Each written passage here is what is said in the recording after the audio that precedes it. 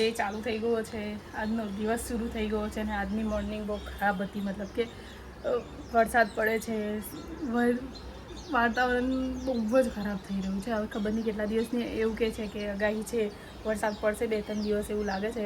તો વાતાવરણ બહુ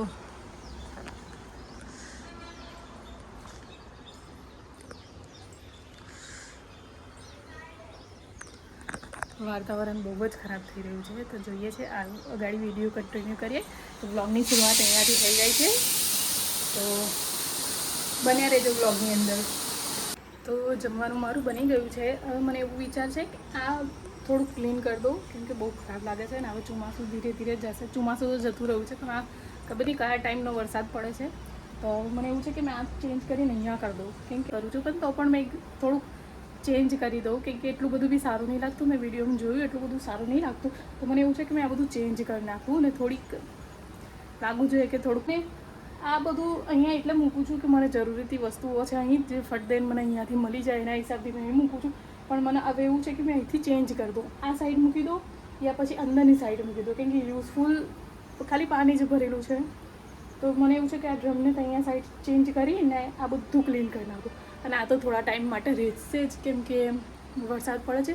અહીંયા છત નહીં, મતલબ કે છત નહીં કહેતા શું કે છે, સીલિંગ નહીં, આ સીલિંગ એના હિસાબથી પાણી સીધું ઘરમાં આવે છે. તો બીજો તો કીને પડે છે વરસાદ ત્યાં સુધી તો આ ચટાઈ રહેશે. બાકી તો ખાલી આટલું ચેન્જ કરી નાખીએ, કેમ કે બહુ ખરાબ લાગે છે.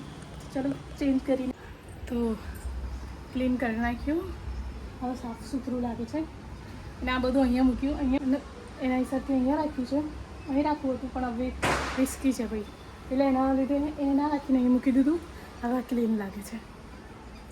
તો ચલો આ બી થઈ ગયું. હવે અહીંયા થોડી લાઇટિંગની થોડી પ્રોબ્લેમ આવે છે, પણ થોડા સ્ટાર્ટિંગની અંદર તો બી એ થોડી ઘણી મતલબ અને એ બી છે કે મારે આ દિવાલ છે ભેજના લીધે બતાવું, ભેજના લીધે છે ને એનો કલર નીકળી નહીં ગયો બરાબર. કલર તો કરેલો જ નહીં, પણ આ ભેજના લીધે છે ને આ રીતના ધબ્બા પડી ગયા છે.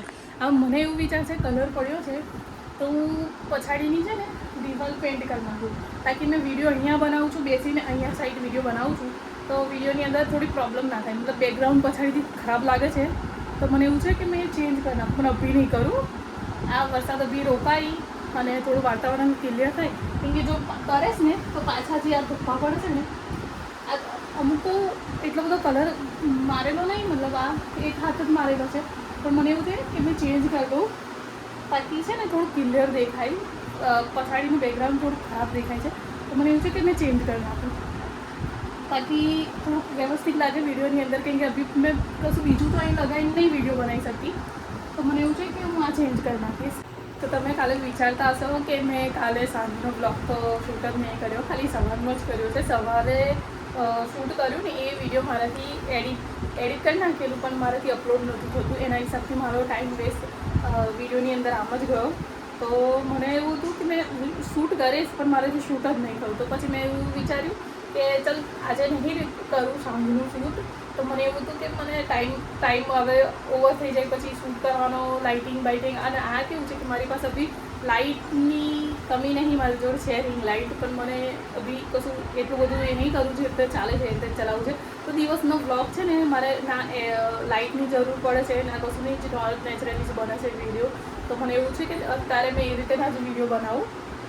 અને સાંજે અમે લોકો બહાર ગયેલા, બહાર ફરવા મતલબ આટો મારવા ગયેલા. તો મને એવું હતું કે મેં બ્લોગ શૂટ, તો પછી મેં કીધું કે આજે રવા દેવું છે, આજે સાંજનું બ્લોગ નહીં બનાવું.